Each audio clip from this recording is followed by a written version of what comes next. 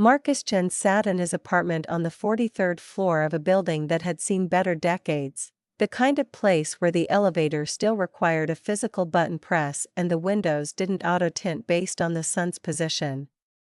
He preferred it that way. Around him, student artwork covered every available wall space, not the kind of digital projections that most people displayed, shifting and updating based on mood algorithms, but actual physical pieces. Paint on canvas. Charcoal on paper. Things made by human hands. The invitation glowed on his coffee table, a premium holo card that probably cost more than his monthly grocery budget.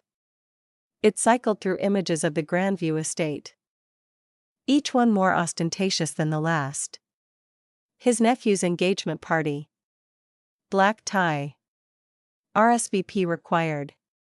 The kind of event where guests would arrive in their latest model autocars, their personal branding scores displayed discreetly on their designer cufflinks and jewelry, rising and falling with every social interaction captured by the omnipresent network. His phone, an older model that still required him to actually hold it, buzzed against the table. Victoria's face appeared on the screen, her image sharp and perfectly lit even though she was probably calling from her autocar. She'd invested in the premium filter package that made every call look like a professional photo shoot. Marcus answered. Dick, please tell me you're not planning to show up to Sophie's party looking like you just crawled out of a thrift archive. Victoria's voice carried that particular edge she'd perfected over the years, the one that made condescension sound like concern. In the background, Marcus could see the interior of her Tesla Model Y, the dashboard displaying her climbing social metrics in real time. There will be people there, Marcus. Important people. People who matter. I have a blazer, the one you've been wearing since before the network integration. Marcus, that thing probably predates half the guests. She leaned closer to the camera, her expression hardening. Sophie's marrying into the Hartley family. Do you understand what that means? Brandon's father has a personal branding score in the top percentile. Their family compounds have full environmental control. They vacation in the orbital resorts. I'm aware of who the Hartleys are, then you understand why I'm asking you to make an effort. Just this once, try not to embarrass us. Victoria glanced away from the camera, probably checking her own metrics. Richard and I have worked very hard to establish our position in this city. Sophie's wedding is going to be covered by every major lifestyle stream. The last thing we need is images of her uncle looking like he just stepped out of a historical documentary. Marcus said nothing. He'd learned years ago that silence was often the best response to Victoria's tirades. You're still teaching at that public school, aren't you? She didn't wait for an answer. Middle school art. Marcus, they still use physical supplies there. Paint and paper. It's practically medieval. Don't you think it's time to consider doing something more respectable? Richard has connections. He could get you a position doing digital interface design, or maybe content curation for one of the educational streams. I like teaching, of course you do. Victoria's smile didn't reach her eyes. Just try to blend in tomorrow night, okay? Don't talk about your job unless someone asks. Actually, even if they ask, maybe just say you're a consultant or something vague. And for the love of everything, please consider renting a car that doesn't look like it belongs in a museum. She ended the call before Marcus could respond. He set the phone down and returned to the papers he'd been grading. Actual papers, printed on synthetic fiber that felt almost like the real thing. His students had been working on a unit about pre-digital art forms, and most of them had thrown themselves into it with surprising enthusiasm. 13-year-old Maya Chen, no relation, had created a watercolor piece that showed genuine understanding of light and shadow. He wrote his comments in the margin with an actual pen. Red ink on white paper, then moved to the next piece. The memory rose unbidden, the way it always did when Victoria pushed too hard. 2 years ago, standing in the memorial gardens where his grandmother had chosen to be laid to rest. Real earth, real flowers, not the synthetic memorial gardens that most people chose. Rose Chen had specified it in her will: old-fashioned burial, old-fashioned service, none of the digital preservation packages that were becoming standard. Marcus had been the only one crying. Victoria had spent the entire service checking her notifications, her designer black dress perfectly coordinated with her grief, appropriate mourning without actually interfering with her personal brand. Richard had been worse, treating the funeral like a networking opportunity, exchanging contact credentials with distant relatives he hadn't spoken to in decades. Sophie, barely 20 then, had been documenting the entire thing for her lifestyle stream, carefully framing shots that captured her raw, authentic grief for her 200,000 followers. The lawyer had approached Marcus afterward, discreetly pulling him aside while the others clustered around the buffet table. "Mr. Chen, your grandmother requested a private reading of her will.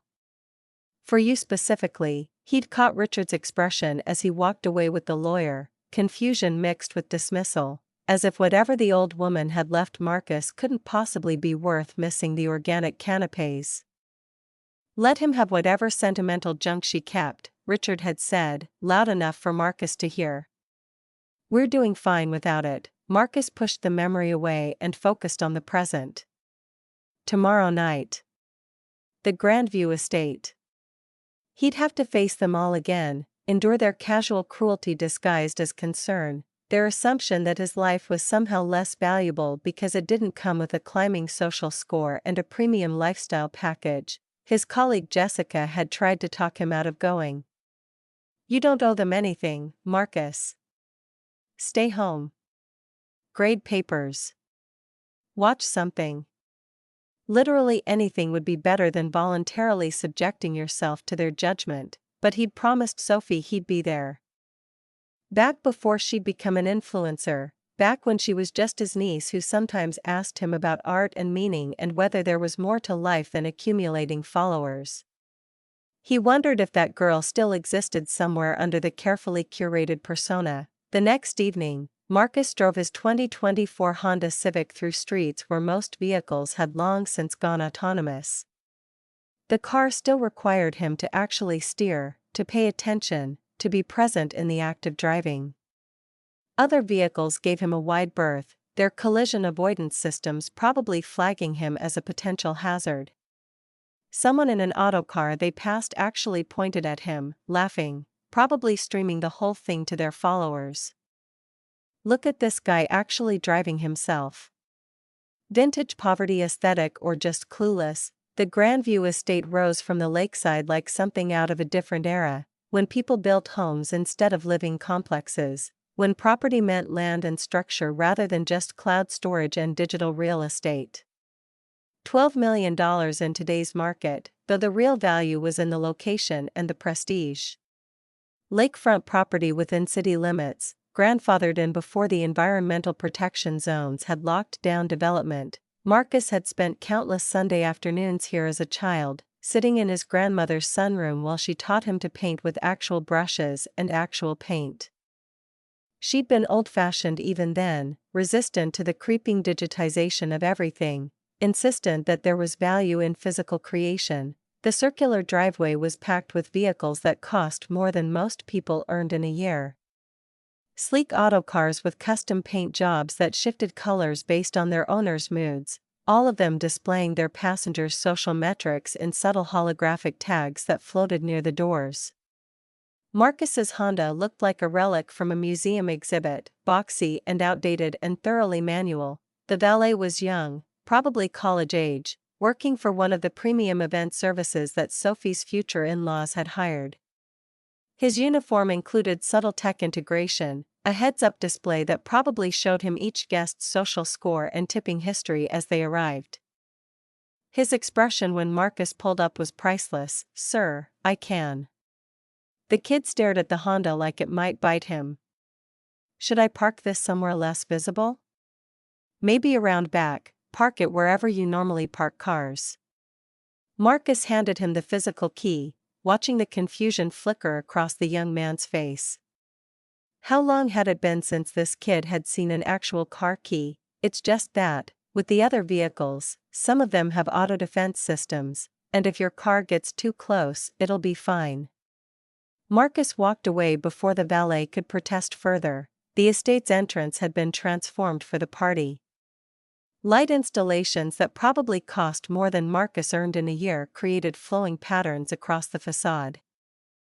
A string quartet played near the door, real musicians, not a sound system, which was probably meant to demonstrate the family's commitment to authentic experiences.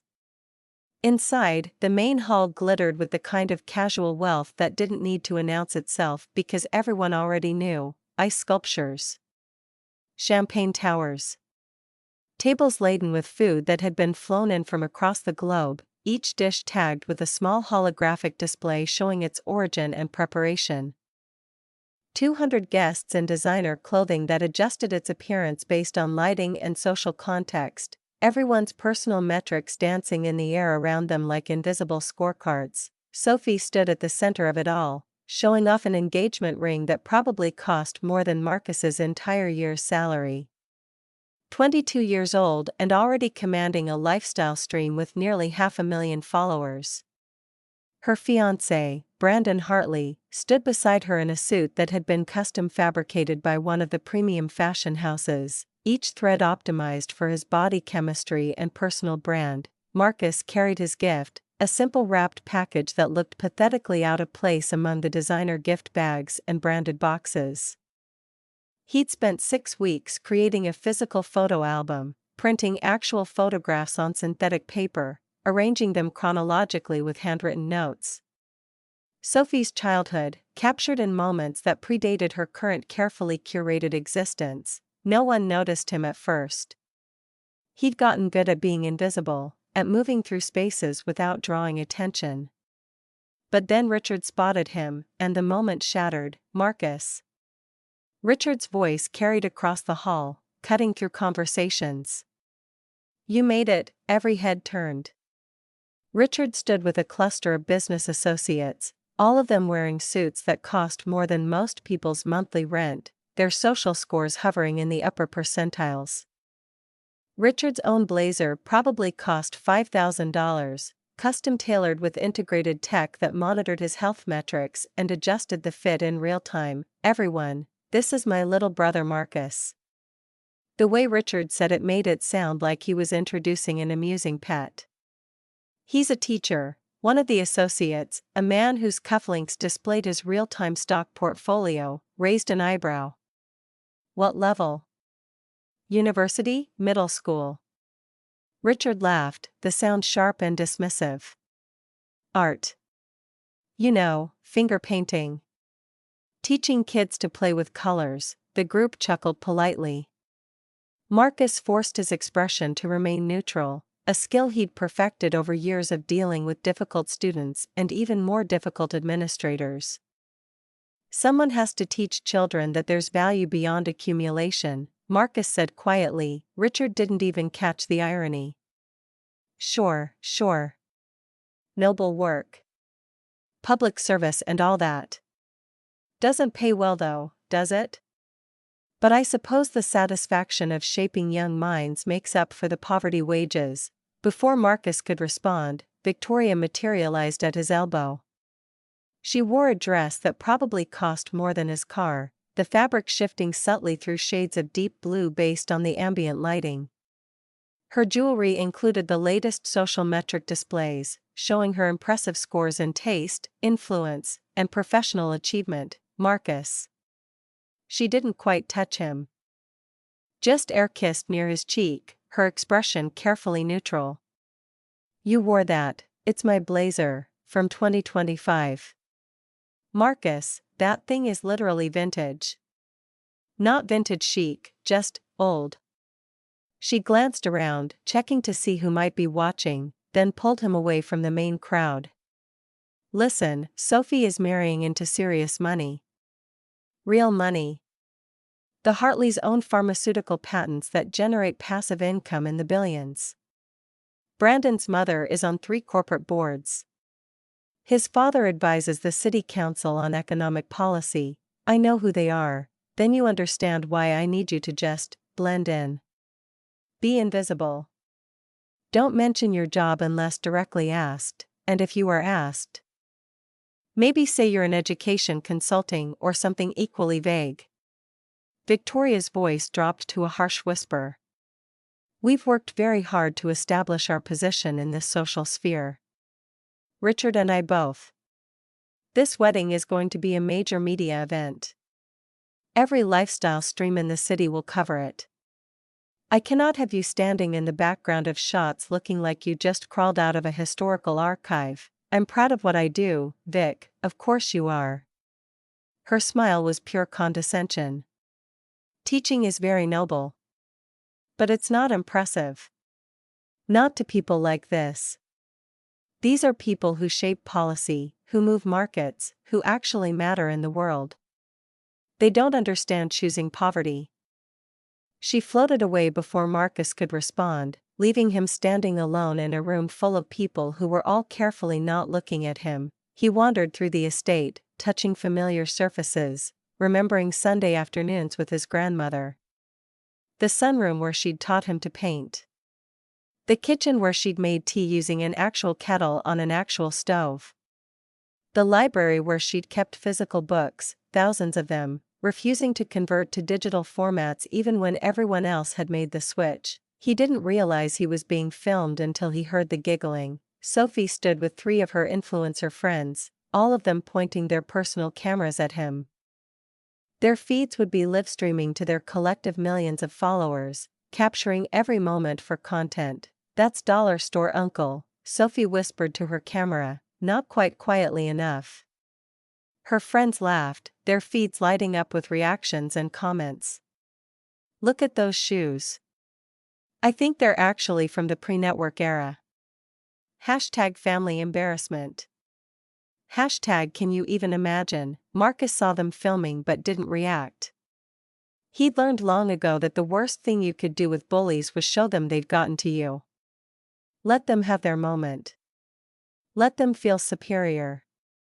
It didn't change anything real. He made his way to the gift table, which had been set up in the main hall where everyone could see. Designer bags from premium brands. Envelopes that probably contained substantial monetary gifts or stock transfers. Boxes from exclusive retailers, each one worth more than Marcus spent on groceries in a month. He set his simple wrapped package among them. It looked pathetically out of place, handmade wrapping paper among branded luxury. Brandon's mother appeared at his elbow like a designer-clad specter. Patricia Hartley, mid-50s but looking younger thanks to the kind of medical maintenance that most people couldn't afford. Diamonds that probably had their own insurance policies. A dress that cost more than a car. Her personal metrics floating near her shoulder showed scores that put her in the top 1% of the city's social hierarchy. She picked up Marcus's gift with 2 fingers, as if it might contaminate her. How quaint. Handmade wrapping paper, I made the gift too, Marcus said. A photo album. Sophie's childhood. It took about 6 weeks to put together. Patricia set it down like it had offended her personally. How thoughtful. She walked away without another word, dismissing him so completely it was almost impressive. Dinner was announced. Marcus found himself seated at a table in the back of the hall, the kind of table reserved for guests who didn't quite fit anywhere else. Distant cousins. Old family friends who hadn't kept up their social scores. People who were invited out of obligation rather than desire. Richard approached, carrying a plate of appetizers that probably cost $50 each. Marcus. Richard set the plate down with exaggerated ceremony. I've been thinking. You're 42 now, right? Still in that teaching position? I love teaching, I'm sure you do. Very fulfilling, shaping young minds and all that. Richard's tone made it clear what he thought of such fulfillment. But you must be struggling financially. I mean, public school salary, renting that tiny apartment in the old district, driving that antique car. Your personal metrics are basically non-existent. You don't even have a professional brand score. I'm happy with my life, Marcus, pride is expensive. You're not getting younger. No retirement fund worth mentioning, no property, no investment portfolio. Richard pulled out his phone, making a show of checking something. Look, I'm expanding my commercial real estate business. I could use an assistant. Data entry, schedule management, basic administrative work. I could pay you $35,000 a year. That's probably better than what you're making now, and the work would be easier. Less stressful than dealing with teenagers all day. The table had gone quiet, everyone watching this performance of charity. I appreciate the offer, but I'm happy where I am, Marcus, you're being stubborn. Richard's voice took on an edge. Look at yourself. You're living in poverty by choice. No savings, no assets, no future security. You're one medical emergency away from complete financial ruin. Let your brother help you. Let me give you a real job with real prospects. I don't need, yes, you do. Richard pulled out his wallet, extracting several bills. Physical currency, which most people hadn't used in years. He held out $500 like he was feeding a stray dog. Here. At least let me help with this month's rent. The people at the table stared, a mixture of pity and embarrassment radiating from them. Sophie's friends had their cameras out again, capturing the whole thing for their streams. Marcus didn't take the money. I don't need your charity, Richard. Yes, you do. Richard's voice rose, frustration breaking through his veneer of concern. Look at you. You're the family embarrassment and you're too proud to admit it. You're a middle-aged man with nothing to show for your life, playing with finger paints and pretending you've made meaningful choices. The nearby tables turned to watch. Sophie covered her face, but not out of concern for Marcus, out of embarrassment that this scene was happening at her perfect party. Marcus stood, ready to leave. Ready to walk out of this place and these people's lives, to return to his small apartment and his student artwork and his actual meaningful existence. Then there was a stir at the entrance. The room's attention shifted like iron filings near a magnet. Someone important had arrived. You could tell by the way conversations stopped, by the way people straightened and checked their own metrics, by the way the very air seemed to sharpen with interest. Daniel Park walked through the door, and Marcus's carefully controlled composure fractured. 28 years old. Impeccably dressed in a suit that probably cost $3,000, tailored perfectly to his frame. Handsome in a way that made people stare, confident in a way that suggested he'd earned the right to that confidence.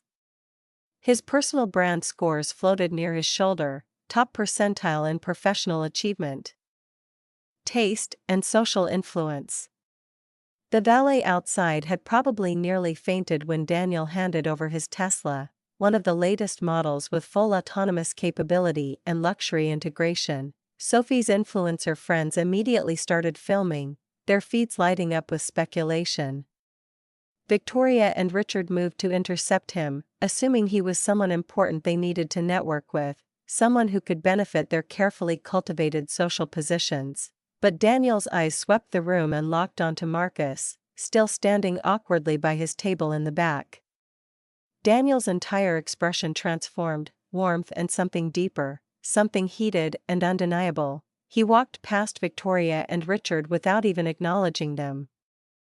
Moving through the crowd like it didn't exist, every step purposeful. Mr. Chen, his voice carried across the sudden silence, intimate and warm and utterly focused on Marcus. Marcus felt his face heat, felt every eye in the room turn toward him. Daniel? What are you doing here? You invited me. Daniel stopped directly in front of him, close enough that Marcus could smell his cologne, something expensive and subtle. You said you'd be at the Grandview estate tonight. You didn't mention it was for a party. He looked Marcus up and down, and there was clear appreciation in his gaze, the kind that made Marcus's pulse quicken despite the audience. You look exactly the same as when you were my teacher. Daniel's voice dropped slightly, still audible to those nearby but carrying an intimacy that made it feel like they were alone. Still refusing to dress like the millionaire you are, the room went completely silent. Victoria materialized at Marcus's elbow, her laugh pitched too high, the sound cutting through the sudden silence like breaking glass. Her hand touched his arm, the first time she'd made physical contact with him all evening, and her fingers trembled slightly despite her carefully maintained smile. "I'm sorry, there must be some confusion." She directed the words at Daniel, but her eyes kept darting to Marcus, trying to read him, trying to understand what was happening. "Daniel, is it? I'm Victoria Chin Morrison, Marcus's sister. Are you a friend of the Hartley family?" Brandon mentioned he'd invited some business associates. Daniel didn't look at her. His attention remained fixed on Marcus with an intensity that made the air between them feel charged, electric. "No. I'm Marcus's architect." Richard pushed through the small crowd that had begun to form, his face flushed from the expensive wine he'd been drinking all evening. His social metrics flickered in the air near his shoulder, normally impressive numbers that were currently stagnant, frozen while his attention focused elsewhere. "Architect? Marcus doesn't own property. He rents a place in the old district. One of those buildings that doesn't even have environmental controls." Daniel finally turned to look at Richard, and something in his expression suggested he was enjoying this immensely. "Oh, he owns property. I should know, I've been designing his latest project for 6 months. The planning alone took 3 months, and we broke ground last month." Sophie had her phone out, her fingers moving frantically across the holographic display. Her influencer friends clustered around her, their own devices recording everything, their feeds lighting up with real-time engagement as their followers reacted to the unfolding drama. "Wait. Daniel Park. Your Park and Associates architecture?" Her voice climbed an octave. "You designed the Morrison Tower downtown. That building won international awards. Your firm only takes projects over $5 million, guilty." Daniel's smile was slight, controlled. "Though the project I'm most excited about is Marcus's Community Arts Center. The $3 million facility broke ground last month in the Riverside district. It's going to serve over 2,000 underprivileged students annually with free art education and supplies." Victoria's laugh had lost all pretense of humor. "I think you have him confused with someone else. Marcus doesn't have $3 million. He's a teacher. A public school teacher. He makes maybe $45,000 a year." Daniel looked at Marcus again, and the fondness in his expression was impossible to miss. "He is a teacher. A brilliant one who changed my life when I was 13 years old. I was heading down a bad path, my parents were going through a divorce, I was angry at everyone, failing most of my classes. Mr. Chen saw something in me that no one else did.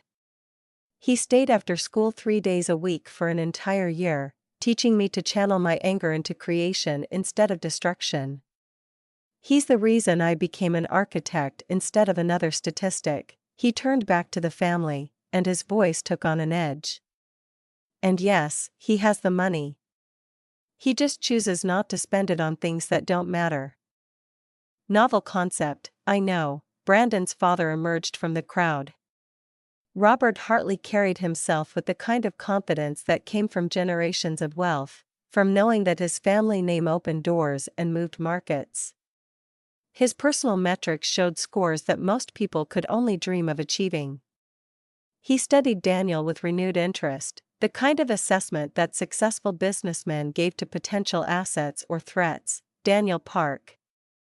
We met at the Chamber of Commerce last year. Your presentation on sustainable urban development was exceptional. Your firm's reputation is sterling." Robert's gaze shifted to Marcus, reassessing, recalculating.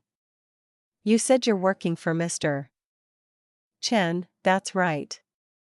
Daniel pulled a slim tablet from his jacket pocket, the device responding to his touch with a soft glow.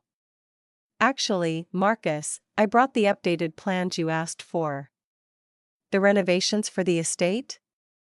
"My team finalized the designs for the West Wing modernization." "Your grandmother had exquisite taste, but you're right that the infrastructure needs updating. The environmental controls are decades old, and the smart home integration is non-existent. And the art studio addition you wanted on the south side is going to be stunning, floor-to-ceiling windows overlooking the lake, natural light optimization, the works." The silence that followed felt heavy enough to crush bones. Richard's voice came out strangled. "What estate?" Daniel's confusion appeared genuine. He looked from Richard to Victoria to Marcus, as if trying to understand why this was news to them. "This estate. The Grandview estate. We've been meeting here for months to discuss the renovations." Marcus wanted to preserve the original character while updating it for modern living.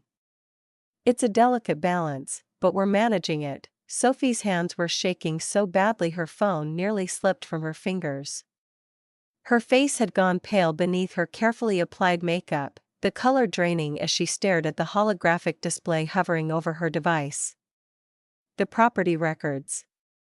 "I'm looking at the property records right now. This house is owned by MC Holdings, a private investment company.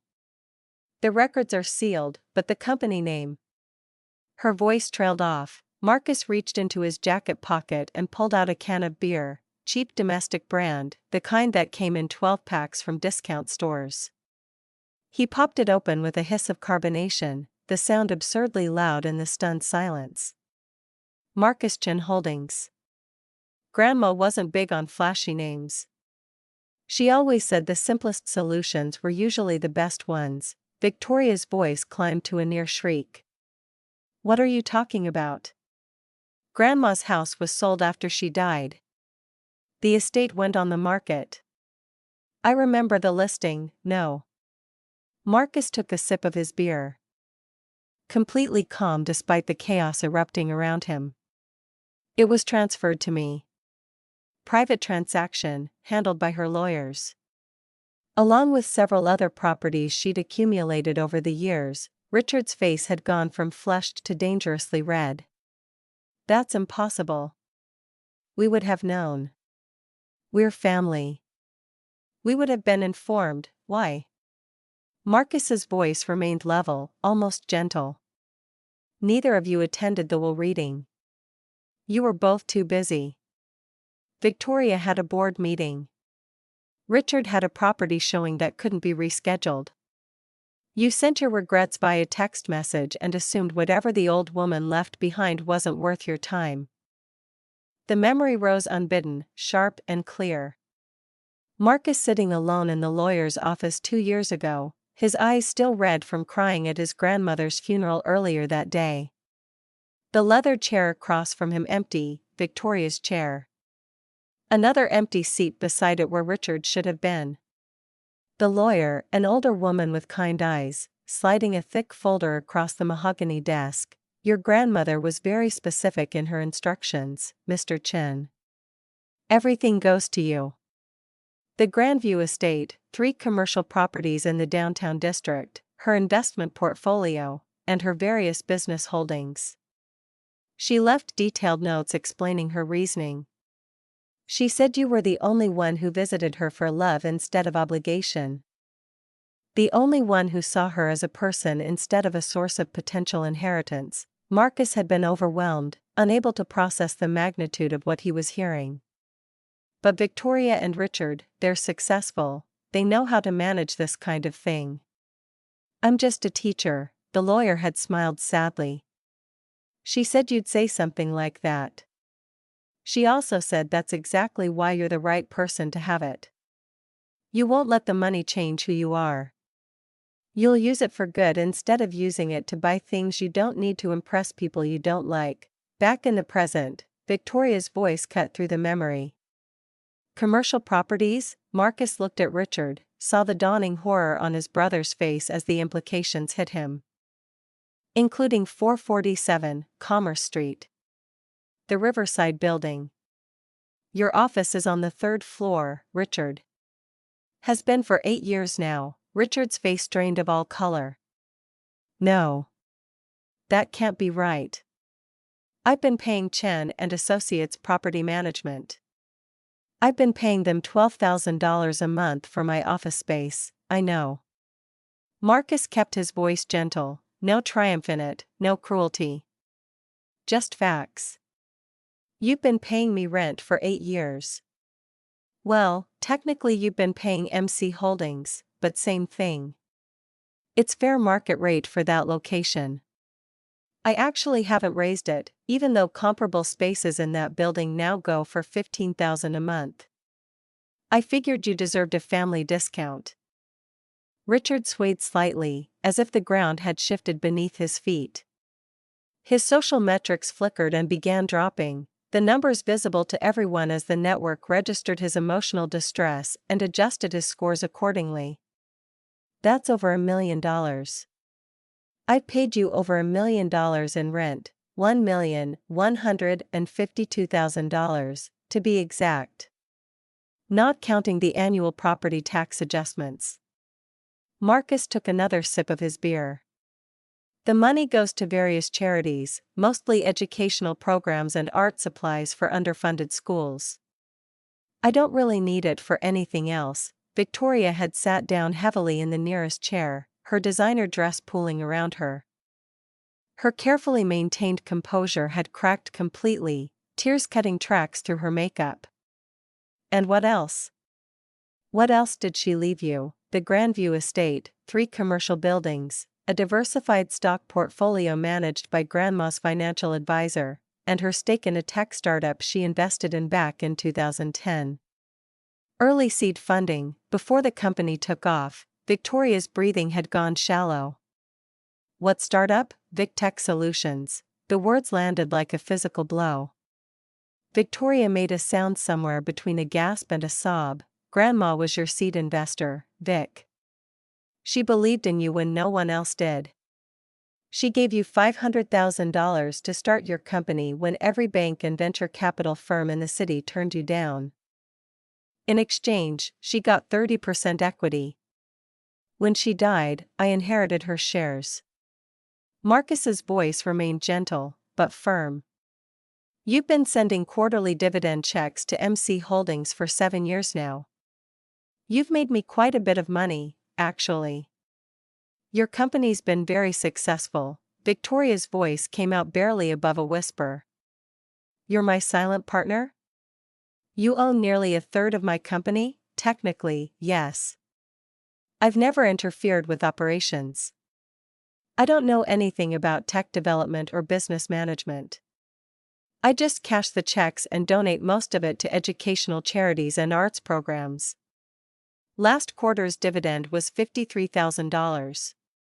It funded art supplies for 12 schools and paid for 3 full-ride scholarships to the City Arts Academy.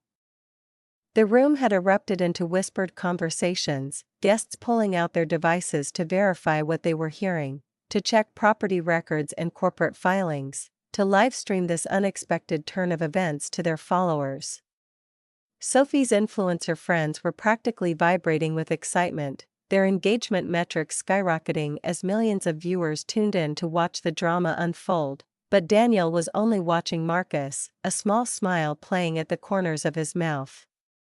He leaned in close enough that his breath brushed Marcus's ear, his voice dropping to an intimate murmur that somehow felt more private despite the audience. You know what's incredibly attractive? Watching you stand there.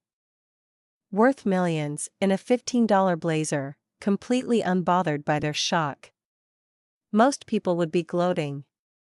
You're just stating facts and drinking cheap beer. Marcus felt heat rise to his face, very aware of how close Daniel was standing, of the way Daniel's presence felt solid and warm beside him.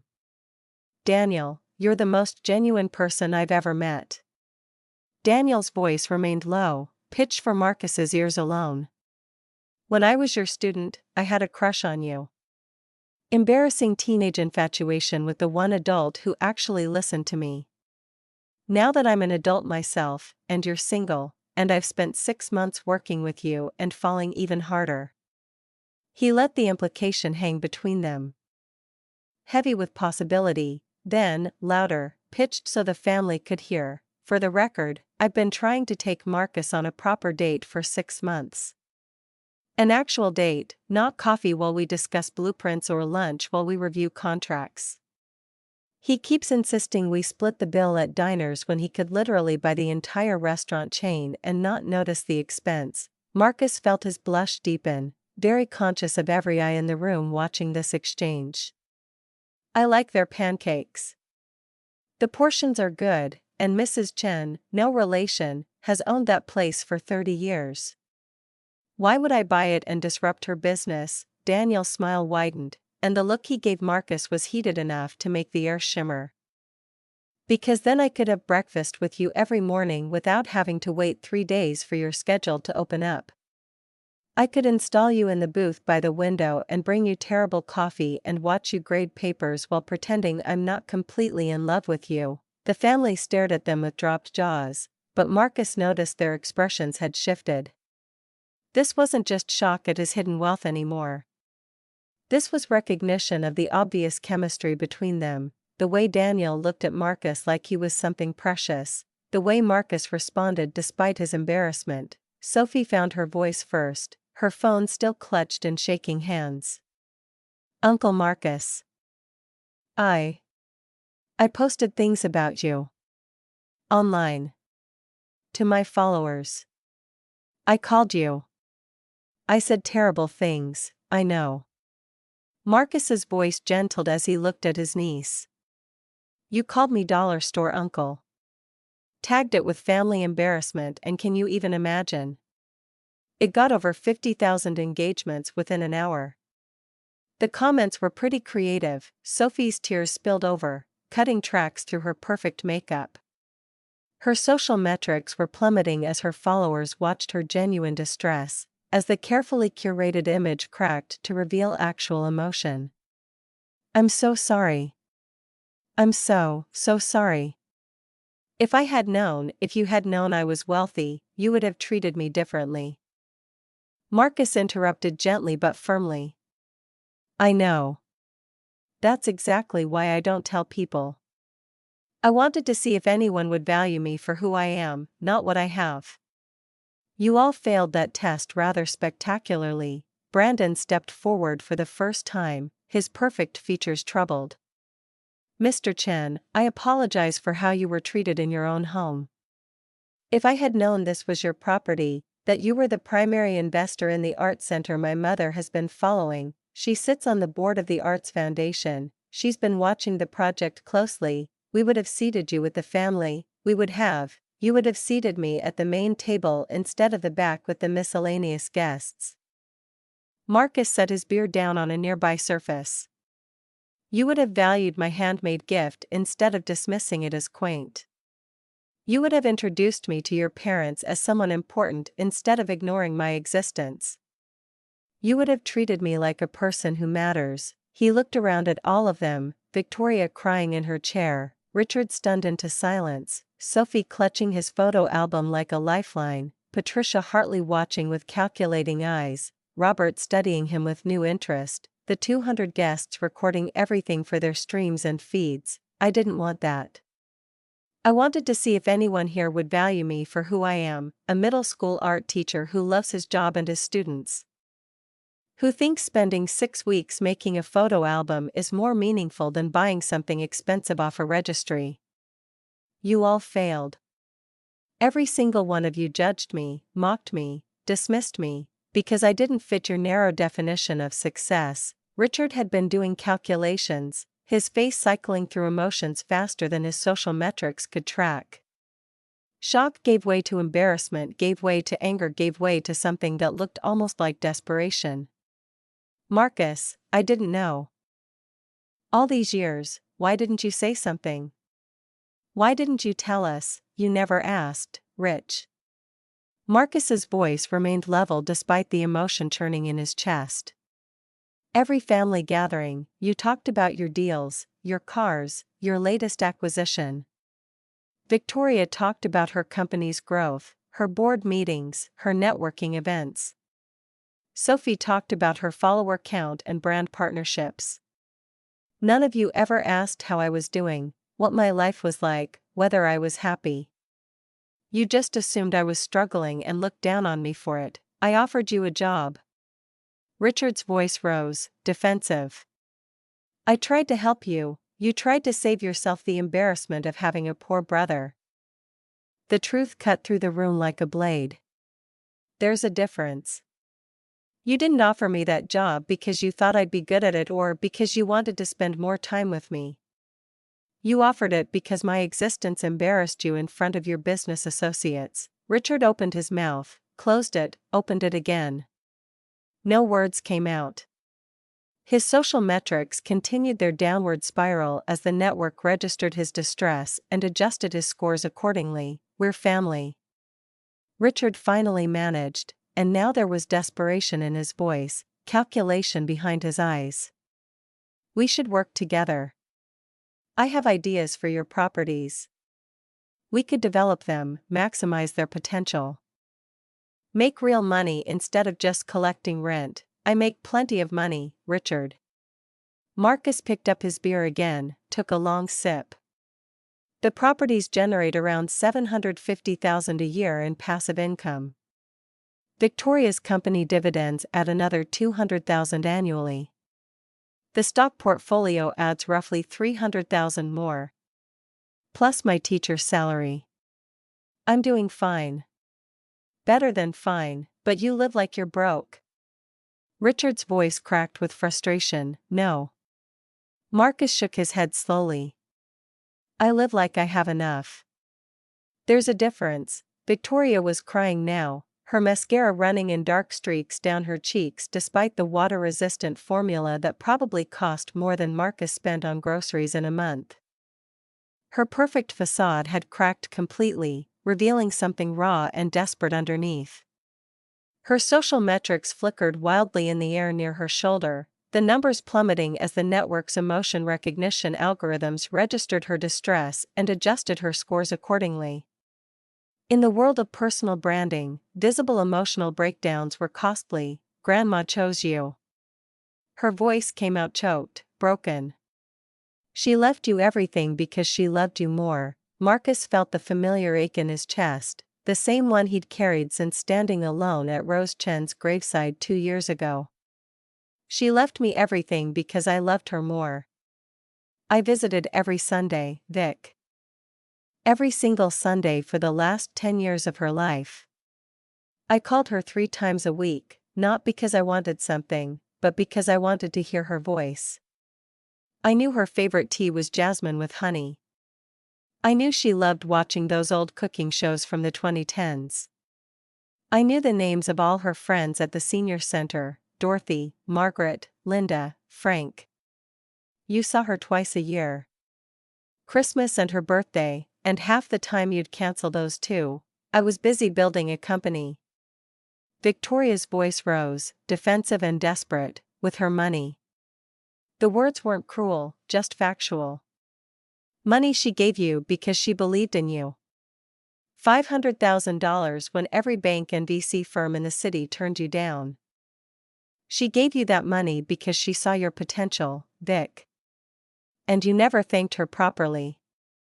You didn't attend her 80th birthday party because you had a networking event. You sent flowers instead. I sent expensive flowers. From that boutique she liked, she wanted you. Not flowers. Not expensive gifts. Just you, sitting with her, talking to her, seeing her as a person instead of an obligation. Marcus's voice remained gentle despite the pain in his chest. She used to wait by the window on Sundays, watching for my car. She'd have tea ready. Real tea, in that old ceramic pot she refused to replace even though the spout dripped. We'd sit in the sunroom and paint together. Or she'd tell me stories about growing up in the city before the network integration, back when people still knocked on doors instead of sending connection requests. Victoria's sobs had quieted to ragged breathing. Around them, the party continued in muted chaos. Guests clustered in small groups, their devices out, streaming and recording and commentary. Sophie's influencer friends had captured every moment, their feeds exploding with engagement as millions of viewers tuned in for the drama. The Hartley family stood together near the champagne tower, Robert and Patricia having a quiet but intense conversation, their expressions calculating as they reassessed the evening's revelations. Patricia Hartley detached from her husband and approached Marcus, her entire demeanor transformed from her earlier dismissiveness. She moved with the careful precision of someone who'd spent a lifetime navigating social hierarchies, adjusting her approach based on newly acquired information. Her jewelry caught the light as she walked, real diamonds, not the synthetic ones that most people wore, each piece worth more than a year of teacher's salary, Mr. Chen. She stopped at a respectful distance, her voice carefully modulated. "I owe you an apology for my earlier behavior.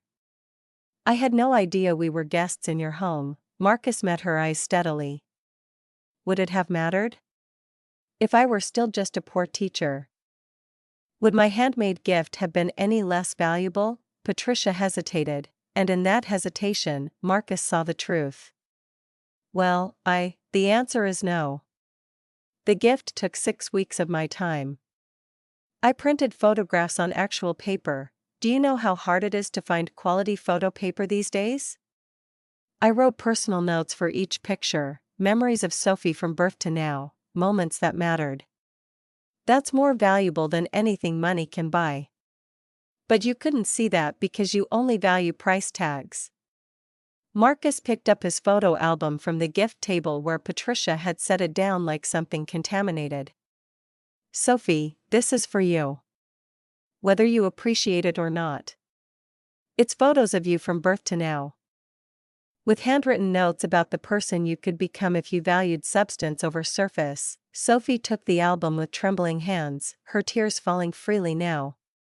Her makeup was ruined, her perfect influencer image shattered, and somehow that made her look more real than Marcus had seen her in years. She opened the album carefully, her fingers tracing the first page, a photo of her as a newborn, wrapped in a hospital blanket, with Rose-chan holding her and smiling with pure joy. "Grandma Rose," Sophie whispered. "I'd forgotten she was there when I was born." "She was there for everything," Marcus said softly. "Your first birthday, your first day of school, your middle school graduation. She kept every drawing you ever made her, every card you sent. They're in boxes in the estate's attic. I've been meaning to organize them, but it felt wrong to disturb them." Like she'd left them exactly how she wanted them, Sophie clutched the album to her chest, her body shaking with sobs. Brandon moved to her side, wrapping an arm around her shoulders, and for the first time that evening, Marcus saw something genuine in the young man's expression. Not calculation, not social positioning, just concern for the woman he'd chosen to marry. The party had devolved into barely controlled chaos. Guests clustered around their devices, checking property records and corporate filings, verifying Marcus's claims. Their social feeds lighting up with commentary and speculation. The string quartet had stopped playing. The caterers had paused their service. Everyone was watching, waiting to see what would happen next. Marcus turned to leave, exhausted by the emotional weight of the evening, by the years of accumulated hurt and dismissal finally coming to the surface. He'd said what needed to be said. He'd shown them who he really was, not to gloat or to prove anything, but because they'd pushed him past the point of comfortable silence. Now he just wanted to go home to his cluttered apartment, to his student artwork and his thrift store furniture and his life that made sense. Daniel blocked his path. Stepping close enough that Marcus could feel the warmth radiating from him, could catch the subtle scent of his cologne, something expensive but not overwhelming, chosen with the same careful attention Daniel brought to all his designs. "Where do you think you're going?" "Home. I've had enough." Marcus's voice came out rougher than intended, emotion scraping against his composure. Daniel stepped closer, his voice dropping to something low and intense, pitched for Marcus's ears but carrying enough that nearby guests could hear. Not yet.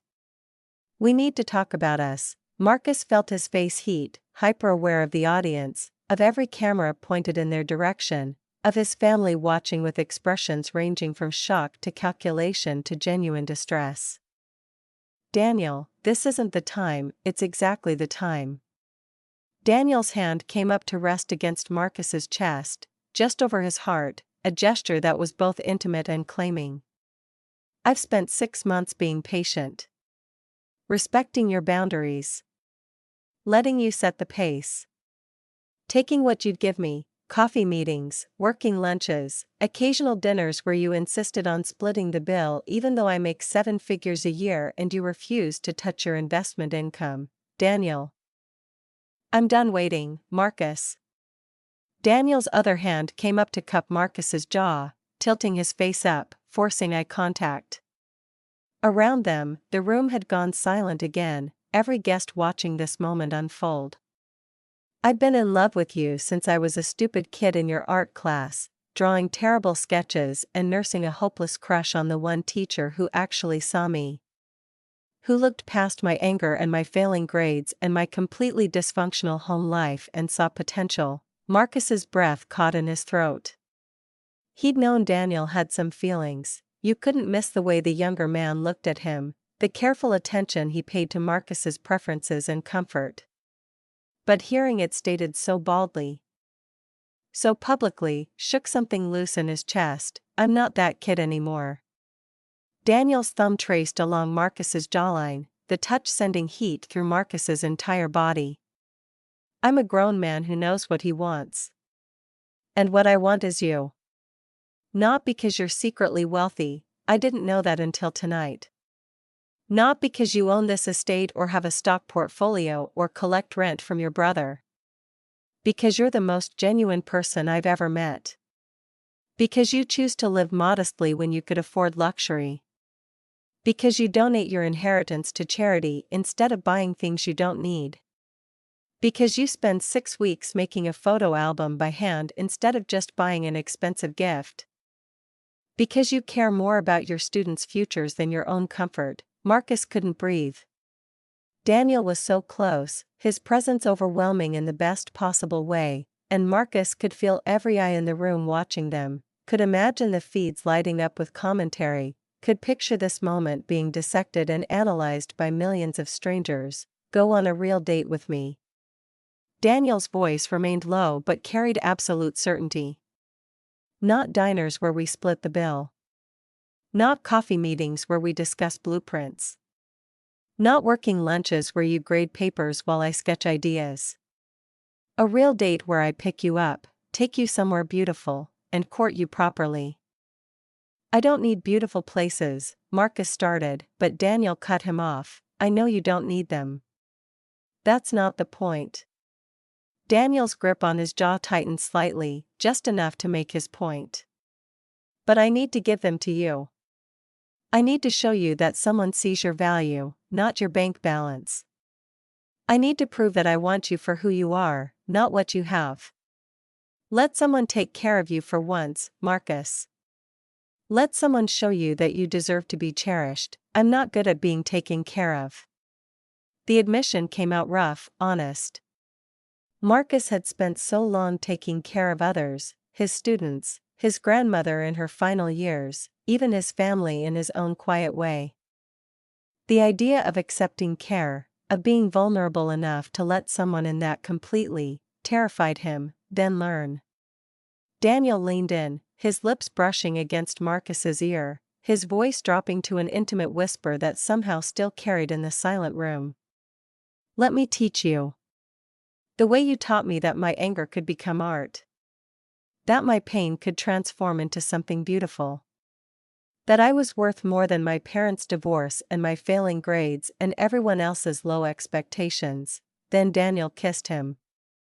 Right there in the middle of the Grandview estate, in front of 200 guests and countless cameras and Marcus's family and the Hartleys and everyone who mattered in the city's social hierarchy.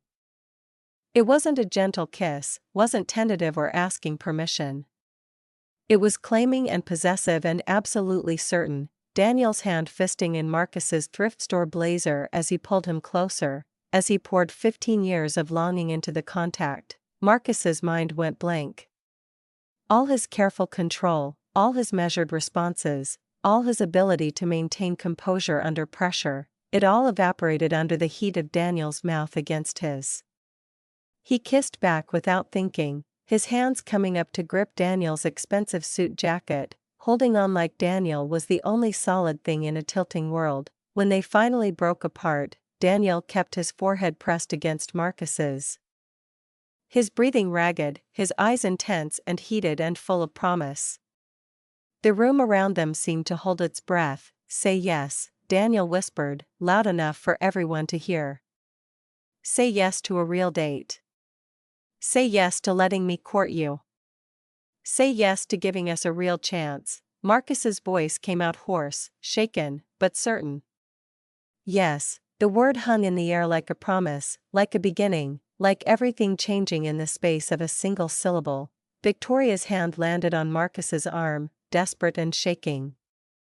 He turned to find her standing there, her perfect makeup destroyed by tears, her designer dress somehow looking less impressive now that the veneer had cracked. "Marcus? Please. Don't leave like this. We can fix this. We're family." Marcus gently removed her hand from his arm, his touch careful but firm. Family doesn't mock each other for their life choices. Family doesn't offer charity disguised as help. Family doesn't post dollar store uncle on social media for engagement. Family doesn't dismiss handmade gifts because they don't come with an impressive price tag. Richard pushed forward, his face cycling through emotions too quickly to track. His social metrics had crashed completely, the numbers hovering in embarrassingly low percentiles as the network registered his distress and recalculated his value. "We'll do better. I swear it. Just don't cut us out. Don't walk away." "I'm not cutting you out, Richard." Marcus kept his voice level, refusing to let anger or hurt color his words. "You cut yourselves out years ago when you decided I wasn't worth your time unless I could benefit you somehow. When you stopped seeing me as your brother and started seeing me as an embarrassment to be managed." Sophie's voice cut through, raw and broken. "Uncle Marcus, I'm so sorry. I was awful. I'm so awful. I don't expect forgiveness. I don't deserve it. But please know I'm genuinely sorry. I'm ashamed of who I've become." Marcus looked at his niece, 22 years old, her entire identity built on follower counts and engagement metrics and the appearance of perfection. She looked young suddenly, stripped of her influencer persona, just a girl who'd made terrible choices and was beginning to understand the consequences. "Sophie, you're young. You've been raised in a system that values all the wrong things. You've been taught that your worth is measured in likes and shares and brand partnerships.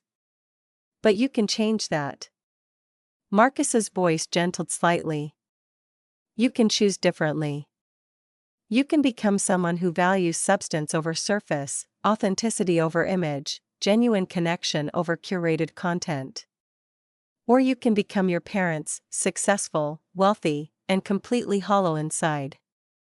It's your choice." He turned back to Daniel, who stood waiting with infinite patience.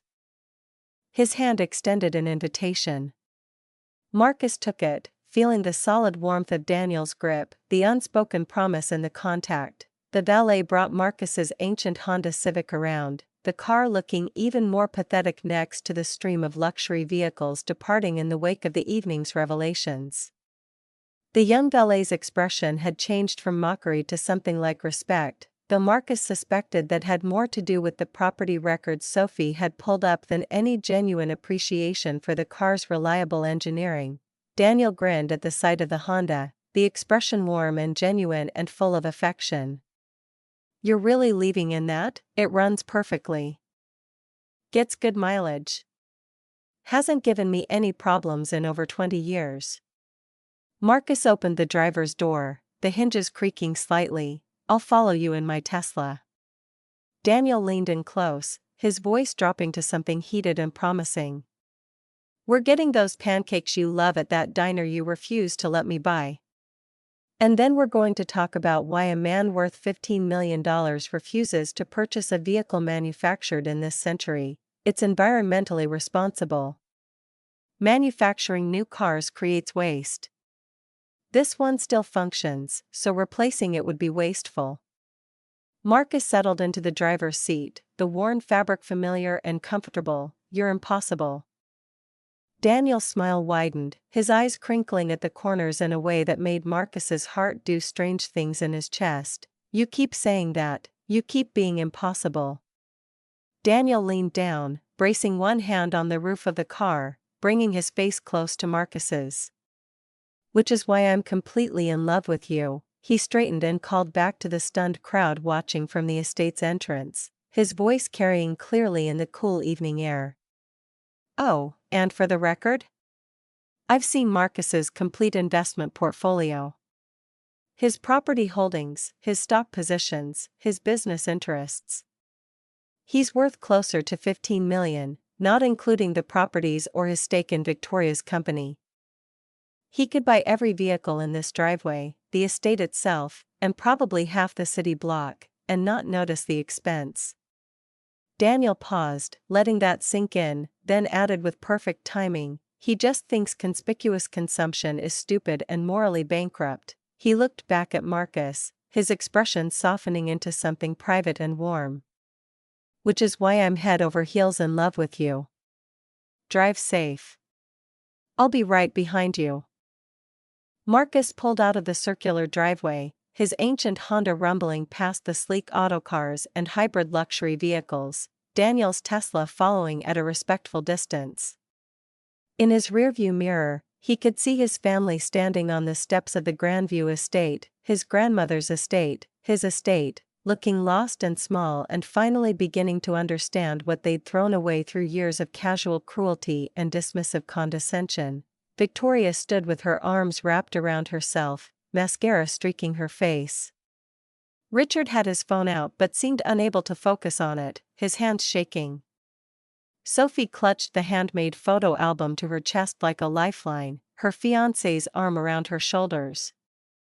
Patricia and Robert Hartley watched with calculating expressions, already adjusting their social strategies to account for this new information.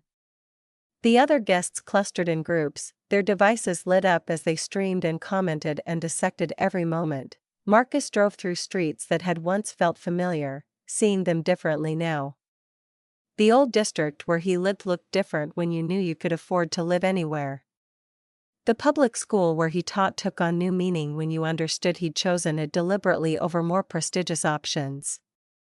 The thrift stores where he shopped became statements of values rather than financial necessity. His phone buzzed with notifications, texts from colleagues. From former students who'd seen the live streams, from people he hadn't spoken to in years suddenly wanting to reconnect. He ignored them all. Daniel's Tesla remained steady in his rearview mirror, a constant presence, a promise of something real in a world that had just revealed itself to be built on false assumptions. The diner sat on a corner in a neighborhood that most people with money avoided, too old, too run down, not gentrified enough to be fashionable. Mrs. Chen's breakfast palace had been there for 30 years, serving excellent pancakes and terrible coffee to generations of working-class families. Marcus had been coming here since his first year of teaching, when it was close to his tiny apartment and fit his limited budget. He pulled into the small parking lot, Daniel's Tesla finding a space beside his Honda, $15,000 of aging engineering next to $120,000 of cutting-edge technology. The contrast was almost funny. Daniel climbed out of his car and walked around to Marcus's driver's side, waiting as Marcus extracted himself from the Honda's cramped interior. "So," Daniel said, his voice warm and intimate in the cool evening air, "are you going to tell me why you never mentioned being worth millions? In 6 months of working together, of coffee meetings and design consultations and increasingly personal conversations, you never once mentioned it." Marcus locked his car with the physical key. the mechanism clicking audibly in the electronic silence of the parking lot. Would it have mattered? Not to how I feel about you. Daniel stepped closer, close enough that Marcus had to tilt his head back slightly to maintain eye contact.